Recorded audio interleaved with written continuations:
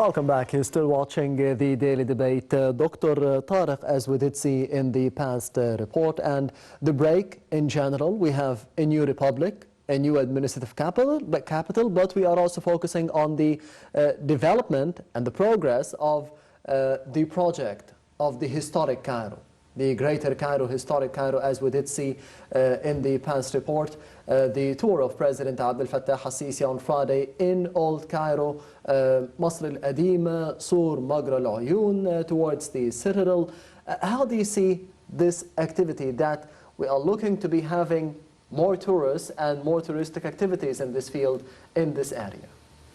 Well, all through the past few years, it has been the vision of the President to go in two directions. Yes. The first direction is to develop the new republic, and as a heart of the new republic will be the new capital.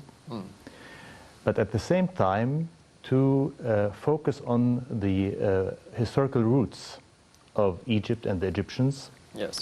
And this means taking care of our heritage,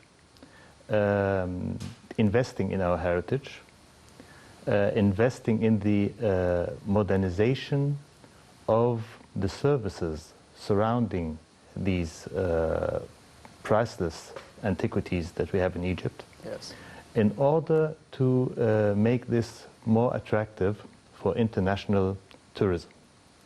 At the same time, there is a new approach that we are not only preparing these artifacts and these archaeological sites for our foreign guests, but we are targeting as well, and in the first place, the Egyptians. Yes. So that they get a clear picture about their history, about their roots, about their identity. The identity of the Egyptians, it was very evident, for example, at the beginning of the year and the parade of the mummies from the Egyptian Museum in Tahrir Square to the National Museum of Egyptian Civilization. As a member of the High Committee for the Museum Scenarios, how about the scenario of the NEMEC, the National Museum of Egyptian Civilization? How do you see it nowadays? Specifically that it is drawing and attracting a lot of Egyptians who are going and seeing more about the civilization that we have. Well, this proves the point that the Egyptian public is very wanting and in need for a very rich offer to be made them concerning history, concerning heritage, concerning culture. In April, we had this fantastic parade that was orchestrated in a marvelous way, that really had the whole world watching and admiring how well this whole parade was planned, how well it was executed, how beautiful the ancient Egyptian language was used for songs that accompanied this parade. Yes. The whole thing was orchestrated by an internationally renowned maestro, Nader Abbasi. So the whole thing was taking a really international flair, but it was a huge national project and a huge national success. All the different ministries that took part in preparing for this event, the Ministry of Tourism and Antiquities, the Ministry of Interior, the Ministry of Finance, and several other ministries all worked hand in hand with the Governorate of Cairo to make this a success. And of course, the President himself, taking part in this event, gave it a special flair again. And it was not only the parade, but on that day, with the attendance of the head of the UNESCO, the NEMIC itself, the National Museum of Egyptian Civilization, was opened. Yes. So two huge events, and the parade itself announcing to the whole world that this museum has been opened with a unique attraction point, which are the mummies of the ancient Egyptian kings, the rulers. And it was fitting that they would be met at the NEMIC by none less than our president, The ruler of Egypt. the ruler of Egypt now. So this was a very fantastic event that had its international impact. But due to the COVID situation, tourism at the time was still not developing as quickly as we would hope to. But we had a very positive national development, as since the opening in April, this museum has been frequented daily by hundreds and thousands of visitors, mainly Egyptians.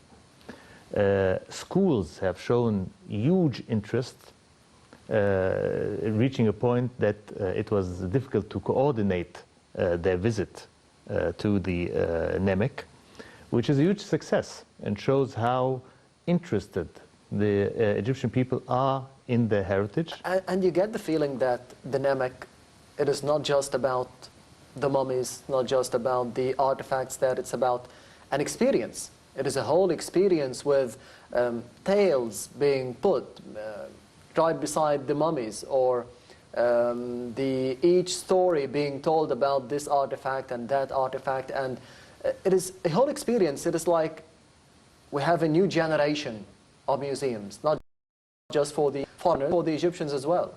Well, this is a trend in international museology.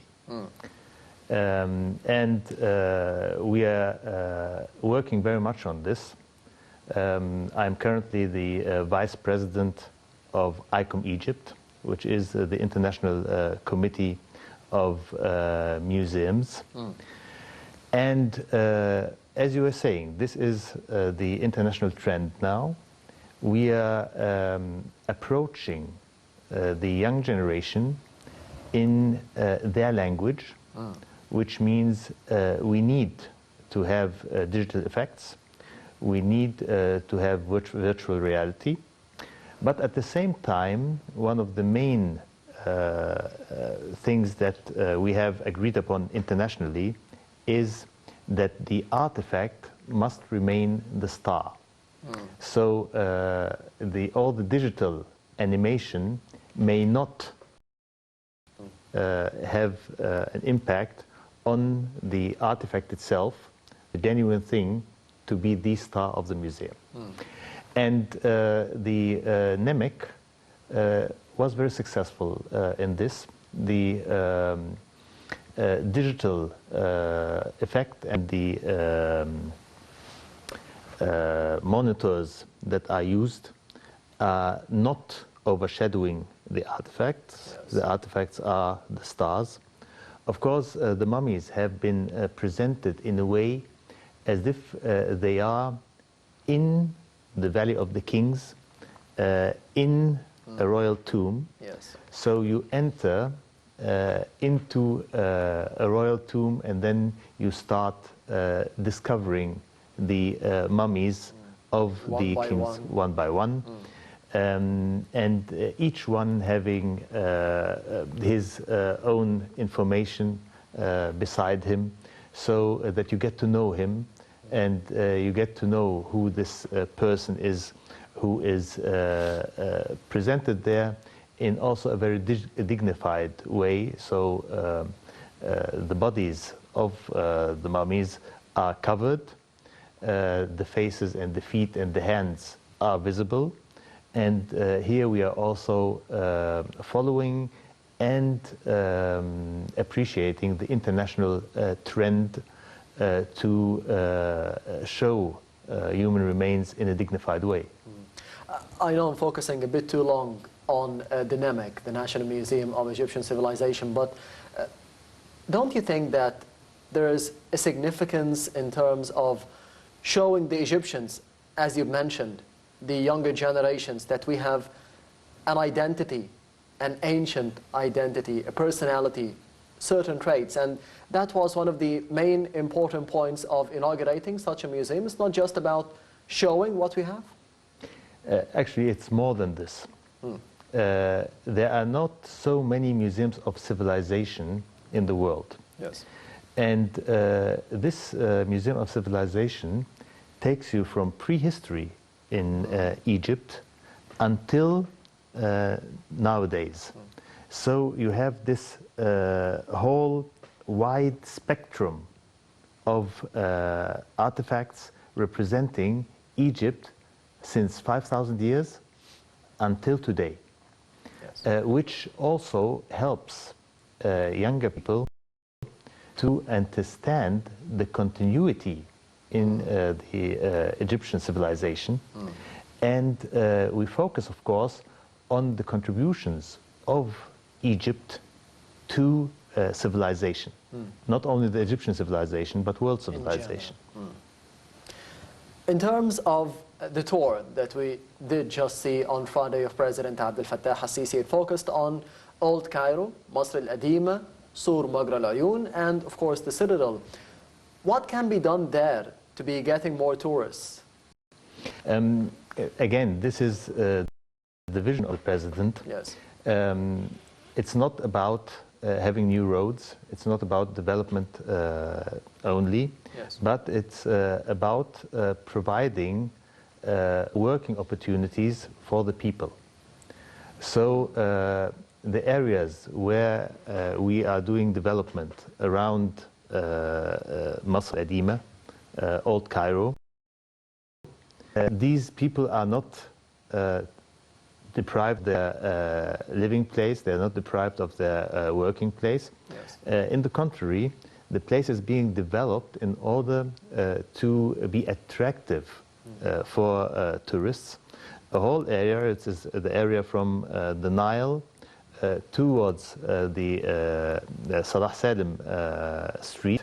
This area, this part of the Magra al-Ayun of Aqua, this part, the part behind it, which used to be the leather factories and so on, this part is being developed to be a touristic place where you can walk, where you can see handicrafts, where you can buy, where you can sit and enjoy. So there is a facelift happening in a historical mood. At the same time, also the president visited the potterers who are near to the NEMC, the Yes. Museum of Civilization.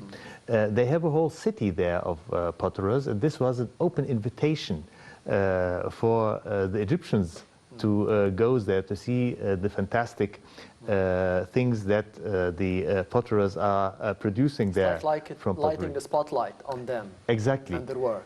Putting the spotlight also on these simple people who are contributing also, of course, to Egypt's growth and to Egyptians' And they also tourism. mentioned their demands, what Of they course. need. Of course, of course. And knowing their demands, this helps to see how these demands can be met, and how the whole area can be developed even better to serve them and to serve tourism.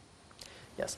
On the other hand, you mentioned the coronavirus pandemic, specifically between the month of April and the inauguration of the NEMC, and the latest touristic initiatives and the archaeological discoveries, and what happened in Luxor with the Sphinx's road, or the Avenue of the Sphinxes.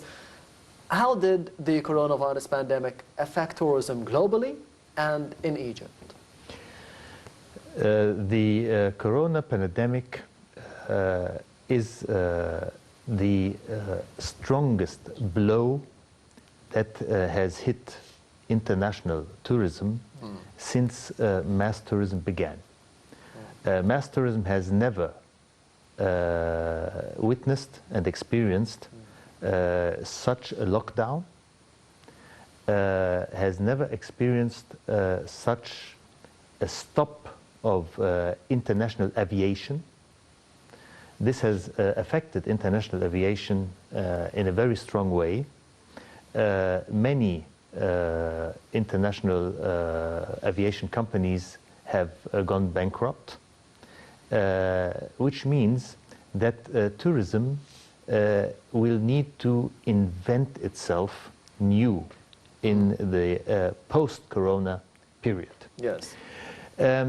We first had 1 year that was really a total lockdown, with the international museums being totally closed for visitors. This did not change until 2021, and it started first with museums accepting only limited numbers of visitors. So tourism is slowly, very slowly recovering from corona. At the same time, people, of course, have become very anxious. 2 years they have been deprived from traveling.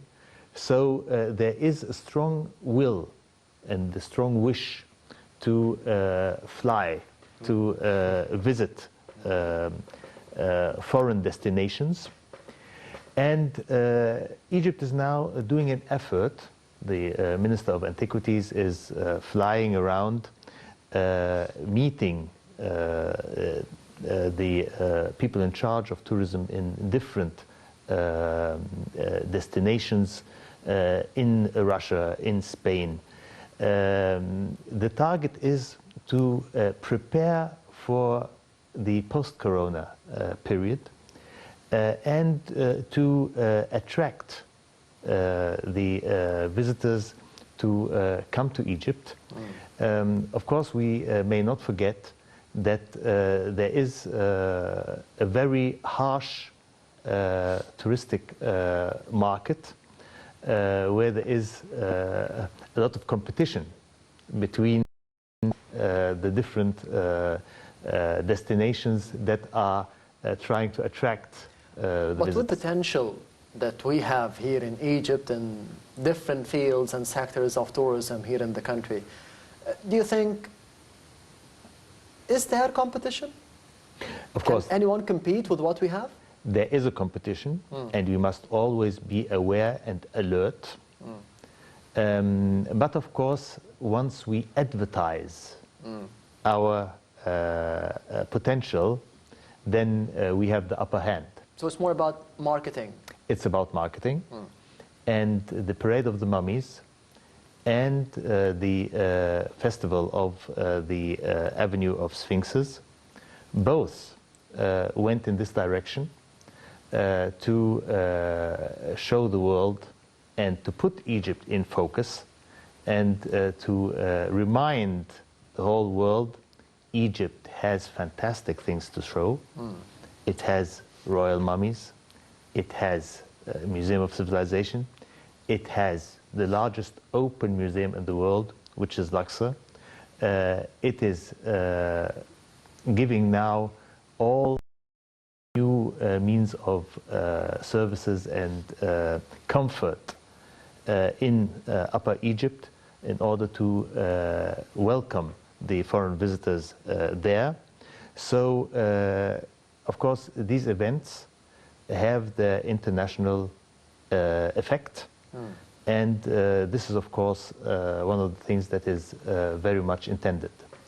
Following the inauguration of the Avenue of Sphinxes between the Temple of Luxor and the Temple of Karnak, as we did see in the past couple of months, thus, these, I wouldn't say little things, but there's change in Luxor now. Can this be attractive for anyone in the world to be saying that I've been to Luxor and Aswan before, but this makes me want to go there again and see what happened, the development? Of course. you don't, or we don't, see sometimes the magnitude of what we are presenting, which means we tend to forget that this avenue been inaugurated.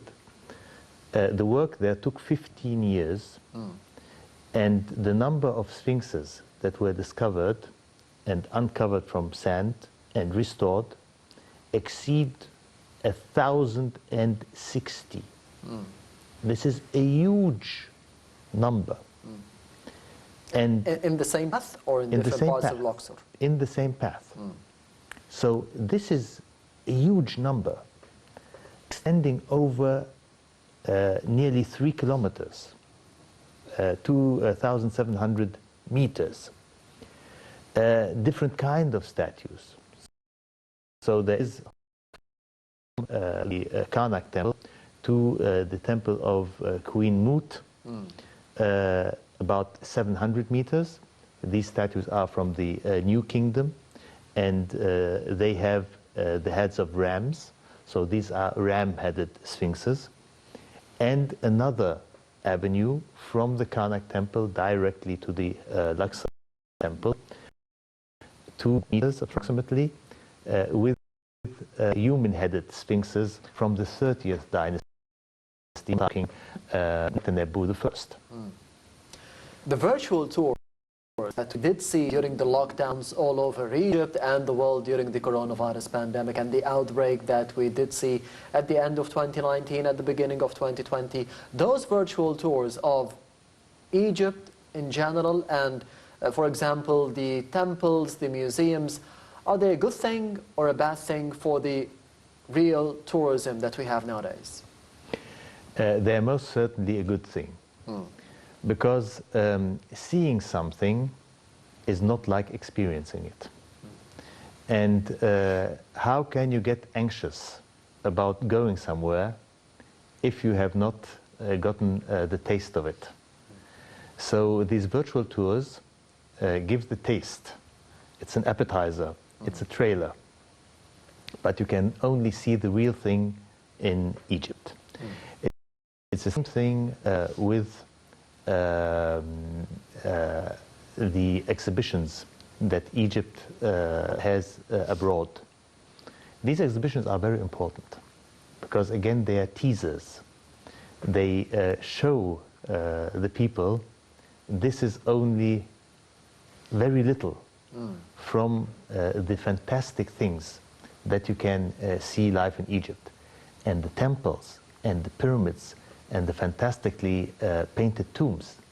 These you can only experience in Egypt. The foreigners, or in this instance, the people who are living in France, for example, in England, in the USA, wouldn't you think they say, Egypt is coming to us, the antiquities, the artifacts are coming to us in the month of June, so I don't need to be going there to Egypt? As I said, this is only an appetizer. It opens your appetite to come and visit Egypt, to see the fantastic temples, to go as far south as Abu Simbel, to see the fantastic temples of Ramses II there. It's an open invitation to come to visit Egypt. The competition that you've mentioned, Doctor, of course there is competition from the Arab world, from the Middle East, from the other continents as well. But speaking about the competition coming from our neighbors, the Gulf countries, for example, they are focusing on a different type of tourism, not the ones that we have here in Egypt. Can we be having the same experience here in the country, not just focusing on the antiquities, the ancient Egyptian artifacts, the beach resorts? What type of competition do we face from the Gulf countries, for example, and Dubai in specific? Actually, it's not only Dubai. It's Dubai, it's Saudi Arabia, especially with Al Ula. This is a development that we should be monitoring very carefully. It's a chance for cooperation with our neighbors, with the Gulf states in touristic matters. On the same time, we should not be aiming to be copying anything that they are doing, or to be providing the same services that they are doing. No, we have to develop, to modernize, to upgrade the services that we already have. And we in Egypt, on the Egyptian, the pharaonic sector, on the Islamic sector, on the Coptic sector, on the Jewish sector, on the Islamic sector, on the sector even of the time of the family of Muhammad Ali. Yes. We have unique things to offer that we should be advertising in this way to keep our uniqueness in the region and on the international market. Despite the pandemic, do you think that the comparative countries, the neighboring countries, did well in terms of tourism, better than us in the past year or so? No, they have not done better. But they are surely preparing themselves very well to take their place on the international tourist market in the very near future. One of the aims or the targets of the agenda of President Abdel Fattah al-Sisi and the political leadership in terms of tourism is to be having year-long tourism. It's not just about one season, the summer or the winter. For example, Al-Alamein city, the new Al-Alamein city, it is not just designed to be for the summer purposes. Sharm el-Sheikh, on the other hand, in the upcoming January, we will be having the World Youth Forum, for example. So it's not just about the winter or a certain season or the summer for some other parts of Egypt. How do you see the importance of having such a goal that this touristic city would be attracting people and there will be people living there all year long? This is a very important issue and a very important vision, because as the President himself in one of his speeches had announced and stressed that we are a country of 100 million living on 100 million square meters. And that we are not using a lot of the space available to us in Egypt. And that the future is demanding that we do use more of Egypt's land. And part of this is that the regions on the Red Sea and the Mediterranean Sea must become frequented all through the year, not only in summer. And how can you do that? You can do that by providing services, by, like in Al Alamein, providing a very attractive place of accommodation. And in the time of winter, then using these attractive sceneries for cultural events, for conferences. So you use the time when these places normally are not so heavily frequented to have them frequented for another purpose. And this is what is intended for Al Alamein, to be a city that is functioning all around the year. This is the transformation happening to Sharm el-Sheikh. It is not only a touristic destination, but it's a destination of events happening all around the year. And the President is taking the lead by attending some of these events in order to make it happen. Yes, one of them is in January in Sharm el-Sheikh, the World Youth Forum. What is the importance of having such a forum targeting the young men and the young women, not just from Egypt, but from Africa and from the world. And as you mentioned, that this is happening as part of the tourism of events, of organizing conferences. Is this good for the country to be organizing events, big events, gathering people from all over the world, and specifically the young men and women? It is a very innovative approach, which means normally we would invite such an event to Cairo.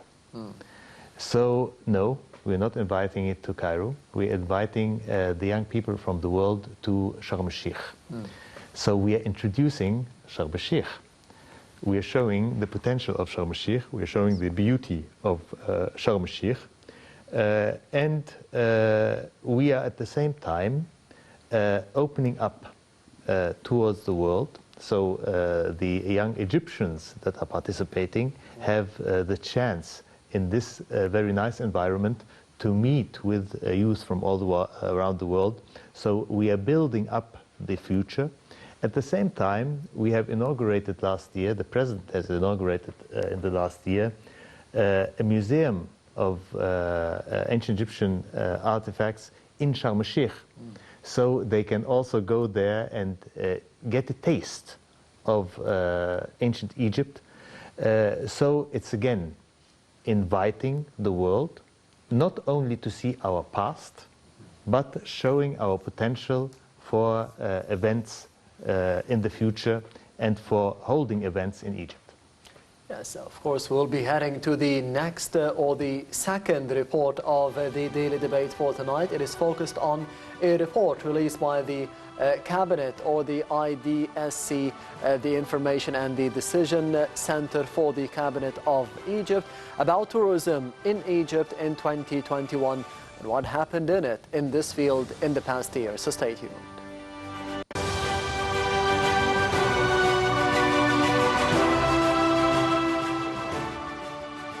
The Cabinet's Decision, Support and Information Center issued an analysis on tourism and travel, noting that the tourism and travel sectors are one of the most affected by the corona pandemic.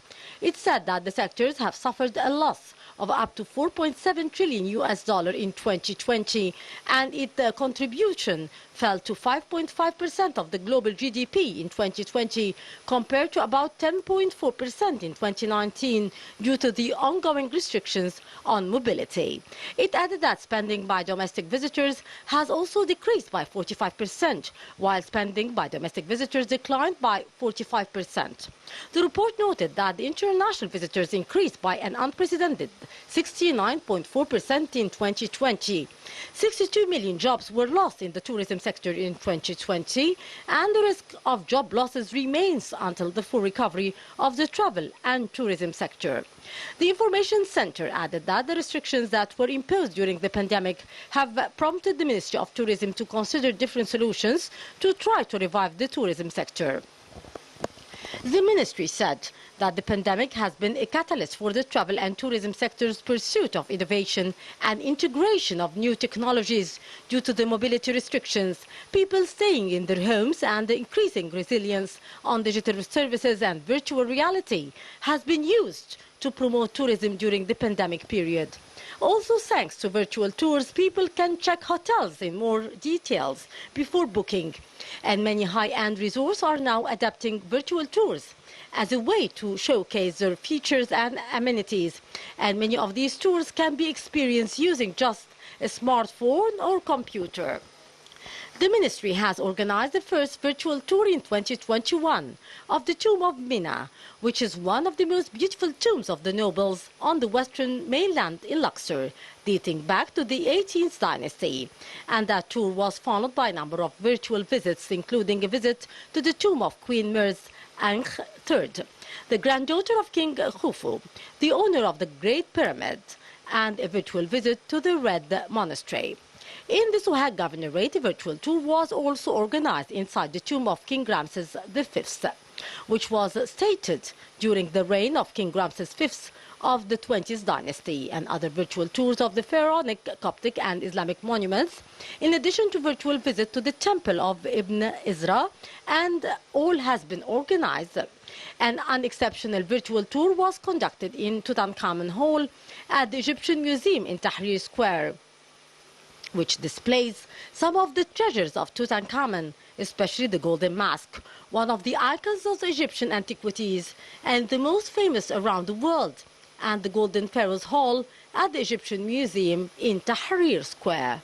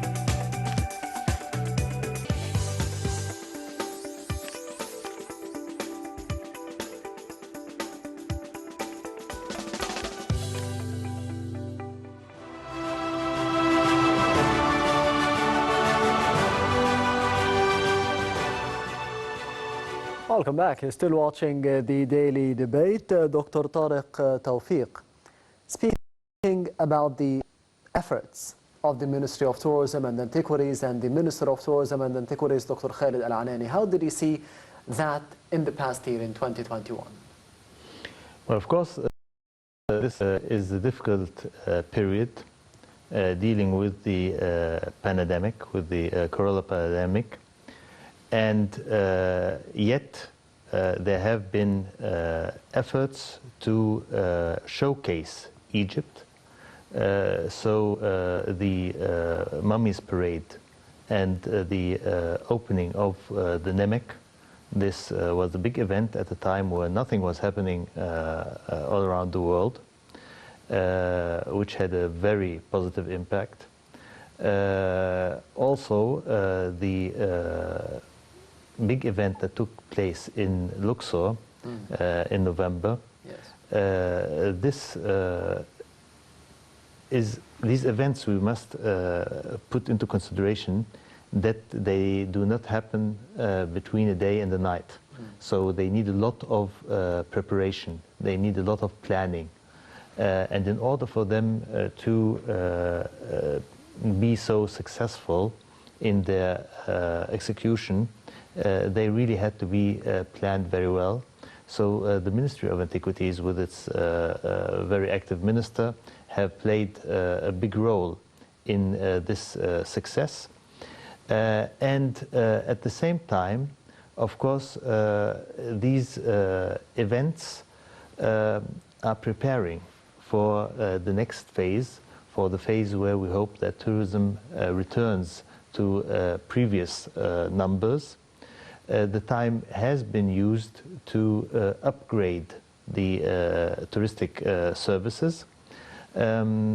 Although, of course, concerning hotels and hospitality, this sector has suffered globally, and will need time, in Egypt as well, to gain strength, to regain the quality that was there before. So the ministry has been active throughout the pandemic, and still has a lot to do in order to reach the same level of quality and the same level of services, and exceed them in the period after the pandemic.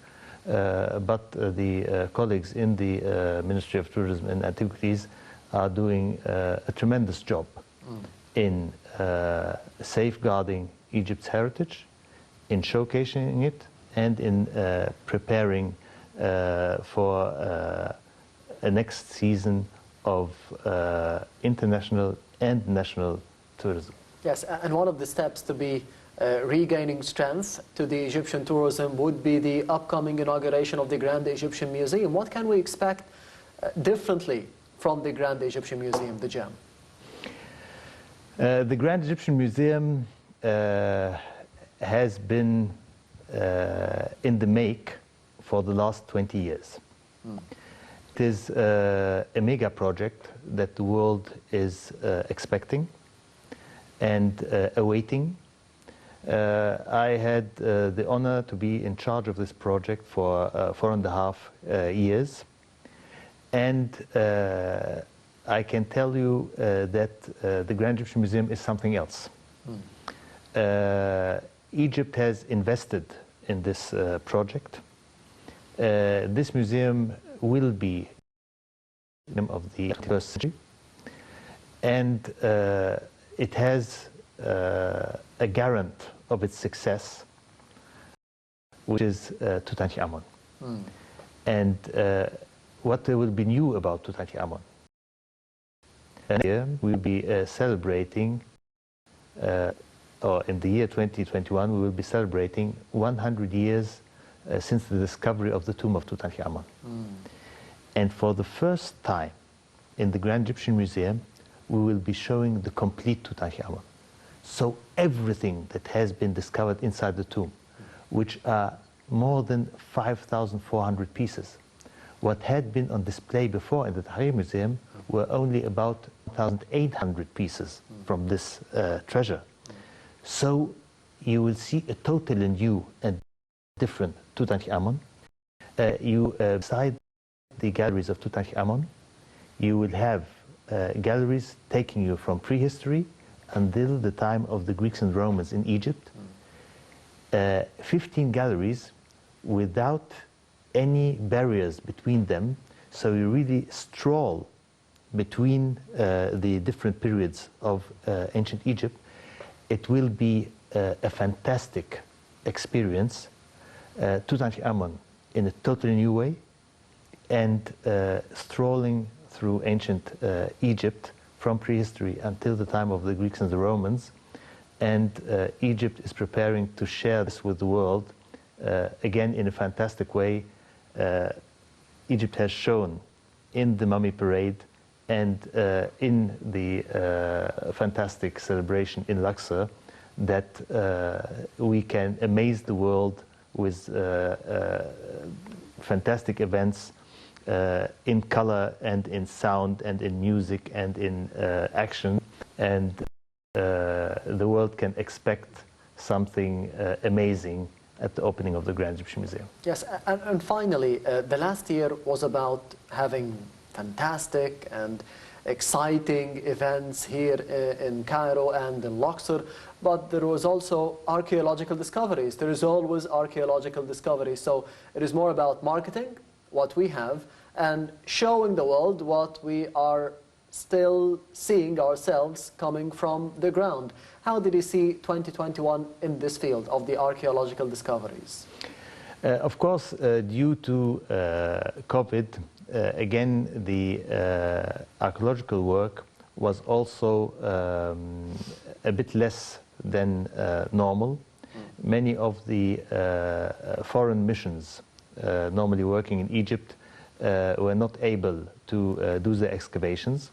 But the Egyptian excavating teams were very successful, the ones of the Ministry of Antiquities, especially working in Saqqara, making new discoveries and doing restoration of what was already there.